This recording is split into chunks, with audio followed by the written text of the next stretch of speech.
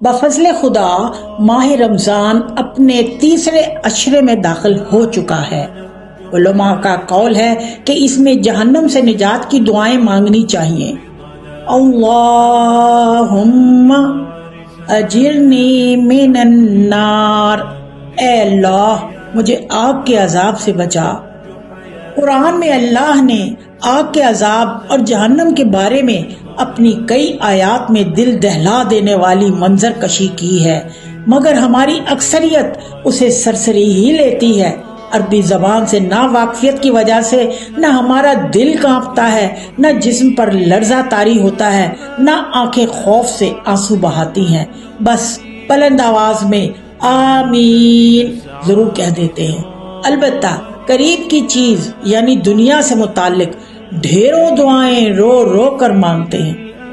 آپ نے شاید امام کعبہ کو نماز پڑھواتے ہوئے کبھی ہچکیاں لے لے کر روتے ہوئے نہیں سنا، بڑی ہی دردناک آواز میں روتے ہیں۔ وہ جو قرآن پڑھتے ہیں نا، گویا کہ وہ اس منظر کو کھلی آنکھ سے دیکھ کر دل سے یقین کرتے ہیں۔